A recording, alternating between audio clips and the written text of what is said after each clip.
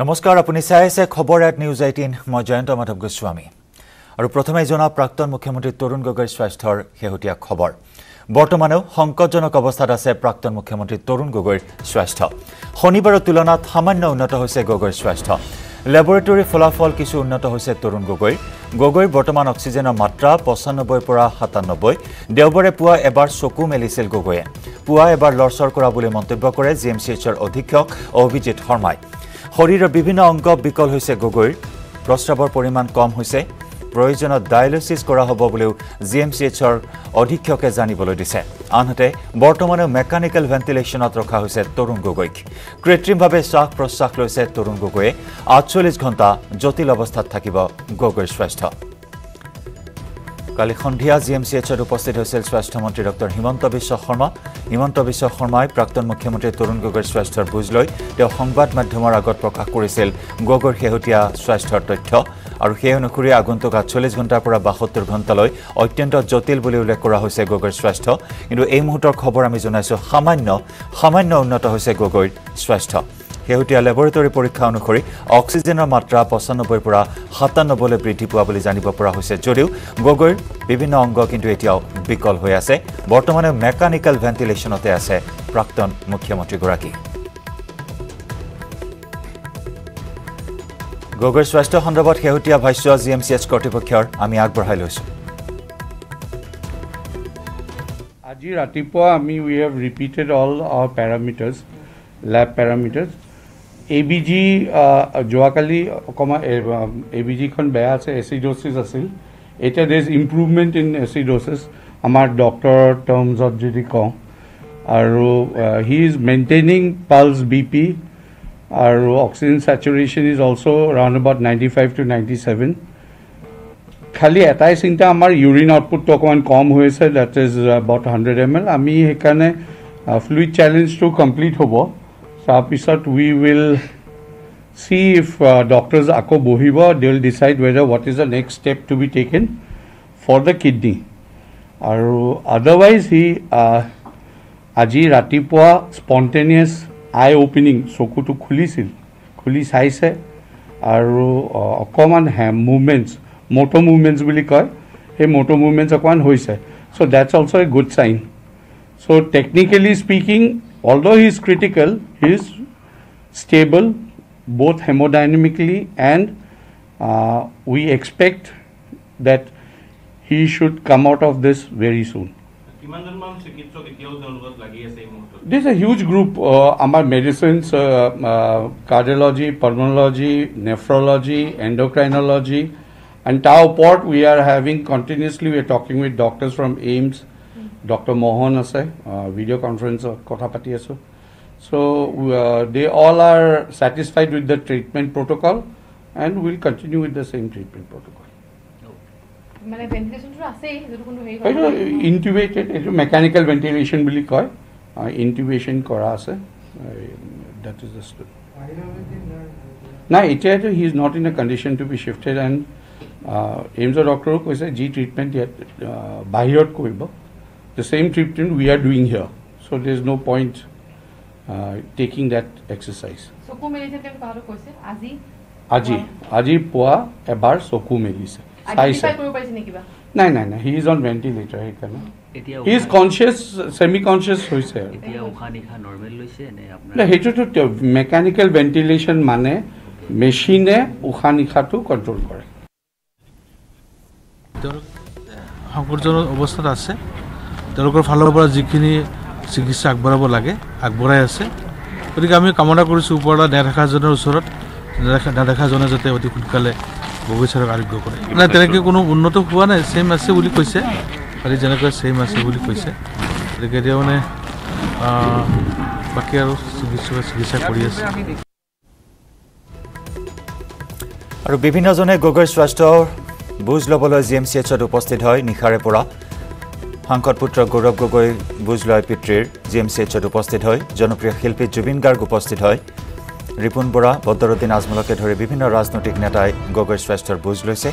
আৰু কেইবাগৰাকী বিশেষজ্ঞ চিকিৎসকৰ নিৰন্তৰ পৰ্যবেক্ষণত আছে বৰ্তমান প্ৰাক্তন মুখ্যমন্ত্ৰীগৰাকী সমান্তৰালকৈ এইমছৰ বিশেষজ্ঞ চিকিৎসকৰ পৰামৰ্শ অনুসৰি চিকিৎসা বৰ্তমান অব্যাহত আছে প্ৰাক্তন মুখ্যমন্ত্ৰীগৰাকীৰ কোভিড-19ত আক্ৰান্ত হৈছিল প্ৰাক্তন মুখ্যমন্ত্ৰী তৰুণ গগৈ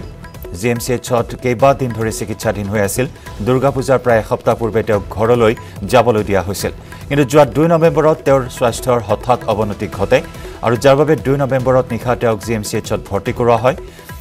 আইচিইউত ভৰ্তি হৈ আছিল তৰুণ গগৈ কিন্তু হঠাৎ তেওঁৰ স্বাস্থ্যৰ অধিক অৱনতি ঘটে আৰু আগন্তুক 48 ঘণ্টা অত্যন্ত জটিল বুলি ইতিমধ্যে জিএমচিএইচৰ কৰ্তৃপক্ষই জানিবলৈ দিয়ে মন্ত্ৰী হিমন্ত বিশ্ব শৰ্মায়ো গগৈৰ স্বাস্থ্যৰ বুজ লৈ এই কথা জানিবলৈ দিয়ে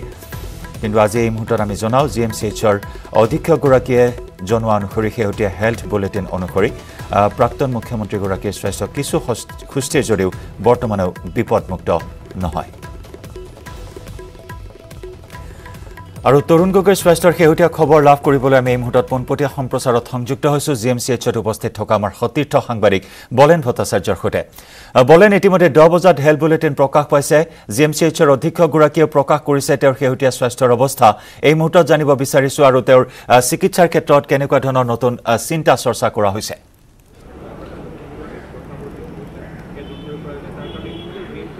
চাওক জয়ন্ত বেয়াৰ মাজত এটা ভাল খবৰ আহিছে কিয়নো প্ৰাক্তন মুখ্যমন্ত্ৰী তৰুণ গগৈ যেহেতুকে শেহতীয়া দীঘলীয়া সময়ছোৱা চিকিৎসালয়ত ভৰ্তি হৈ আছিলে আৰু যোৱাকালি দেখিব পোৱা গৈছিলে যে হঠাৎ অসুস্থ হৈ পৰিছিলে আৰু অসুস্থ হৈ পৰাৰ পিছত সকলোৱে এই বিষয়টোক লৈ অধিক চিন্তিত হৈ পৰিছে উদ্বিগ্ন হৈ পৰিছিলে কাৰণ সঘনে মানুহে জানিব বিচাৰিছিলে যে প্ৰাক্তন মুখ্যমন্ত্ৰীগৰাকীৰ স্বাস্থ্যৰ অৱস্থা কেনেকুৱা আৰু ৰাতিপুৱা ভাগত আমি প্ৰকাশ কৰিছিলোঁ তেখেতৰ স্বাস্থ্যৰ অৱস্থা আৰু কিছু সময় পূৰ্বে গুৱাহাটী চিকিৎসা মহাবিদ্যালয়ৰ অধীক্ষকগৰাকীয়ে প্ৰকাশ কৰিছে আৰু তেখেতে কৈছে যে যোৱাকালিৰ তুলনাত যিখিনি আচলতে লেবৰেটৰীৰ পৰীক্ষাৰ ৰিপৰ্ট সেই ৰিপৰ্টত অনুসৰি কোৱা হৈছে যে কিছু সামান্য উন্নত হোৱা বুলি কোৱা হৈছে শাৰীৰিকভাৱে তেখেতে ৰাতিপুৱা ভাগত চকু মেল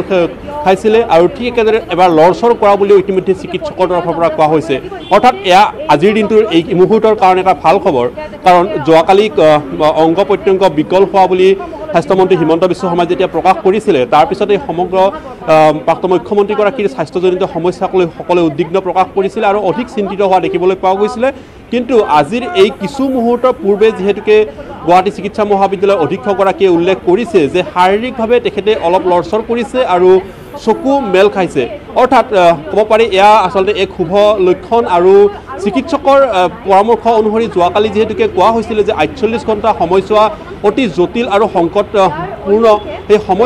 সময়ছোৱাত বিশেষকৈ চিকিৎসকৰ অধিক তৎপৰতাত থাকি চিকিৎসা হৈ থাকিব লাগিব আৰু সেই সময়খিনিত বহু কেতবোৰ নীতি নিৰ্দেশ পালন কৰিব লাগিব এনেকুৱা ধৰণৰ কথা কোৱা হৈছিলে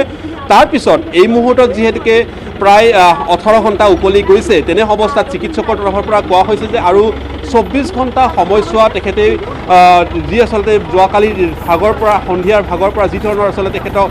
সুকীয়া ভেণ্টিলেটৰত ৰখা হৈছিলে এই একেই ব্যৱস্থাৰ এই মুহূৰ্তত মেকানিকেল ভেণ্টিলেটৰত ৰখা হৈছে অৱশ্যে এই মুহূৰ্তত চিকিৎসকৰ ভাষাত যদিও সংকটমুক্ত নহয় প্ৰাক্তন মুখ্যমন্ত্ৰী তৰুণ গগৈৰ স্বাস্থ্য অৱস্থা কিন্তু যোৱাকালিতকৈ সামান্য উন্নত হোৱা বুলি তেখেতসকলে মত প্ৰকাশ কৰিছে আৰু চকু মেল খোৱা আৰু সামান্য লৰচৰ কৰাটোৱে আচলতে এক শুভ লক্ষণ বুলি ইতিমধ্যে চিকিৎসকৰ তৰফৰ পৰা তেখেতসকলে মত প্ৰকাশ কৰিছে অৰ্থাৎ ক'ব পাৰি যে এই মুহূৰ্তত প্ৰাক্তন মুখ্যমন্ত্ৰী তৰুণ গগৈৰ স্বাস্থ্য অৱস্থা অধিক সংকটমুক্ত বুলি ক'ব নোৱাৰি যদিওবা সংকটপূৰ্ণ এই অৱস্থাৰ মাজত কিছু সামান্য যেন আশাৰ ৰেঙনি এটা দেখিব পোৱা গৈছে আৰু তাৰ মাজত এই মুহূৰ্তত চিকিৎসকৰ তৰফৰ পৰা কোৱা হৈছে যে এইমছৰ চিকিৎসকৰ সৈতে অহৰহ প্ৰতিটো মুহূৰ্তত তেখেতসকলে যোগাযোগ স্থাপন কৰি আছে আৰু প্ৰতিটো এইমছৰ চিকিৎসকে যি ধৰণৰ পৰামৰ্শ আগবঢ়াইছে তেনেই চিকিৎসাৰে এই মুহূৰ্তত চিকিৎসা চলাই থকা হৈছে আৰু বিশেষ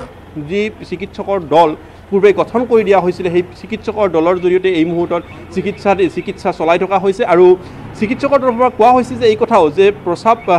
আচলতে কিছু কমা বুলি আচলতে কোৱা হৈছে যে তাৰ কাৰণে এটা সমস্যাৰ সৃষ্টি হৈছে বাকী শ্বাস প্ৰশ্বাসজনিত যি সমস্যা সেই সমস্যা পূৰ্বৰ দৰেই আছে আৰু ঠিক একেদৰে কোৱা হৈছে যে মেকানিকেল ভেণ্টিলেটৰৰ যি ব্যৱস্থা কৰা হৈছিলে এই মুহূৰ্তত সেয়া অব্যাহত ৰখা হৈছে হয়তো আৰু 24 ঘণ্টা সময়ছোৱা এই একেই পৰিৱেশত তেখেতক ৰখা হ'ব চিকিৎসাৰ উদ্দেশ্যে হয় ধন্যবাদ বলেন ধন্যবাদ জ্ঞাপন কৰিছোঁ এইখিনি মুহূৰ্তত আপোনাক আৰু আমাৰ সতীৰ্থ সাংবাদিকে বলেন ভট্টাচাৰ্যই জনাইছে এইখিনি মুহূৰ্তৰ আপডেট প্ৰাক্তন মুখ্যমন্ত্ৰী তৰুণ গগৈৰ স্বাস্থ্য সন্দৰ্ভত কেইবাগৰাকী বিশেষজ্ঞ চিকিৎসক ইতিমধ্যে মেডিকেল বোৰ্ড গঠন কৰি দিয়া হৈছিল আৰু সেই অনুসৰি কেইবাগৰাকীও বিশেষজ্ঞ চিকিৎসকৰ তত্ত্বাৱধানত পৰ্যবেক্ষণত আছে প্ৰাক্তন মুখ্যমন্ত্ৰী তৰুণ গগৈ।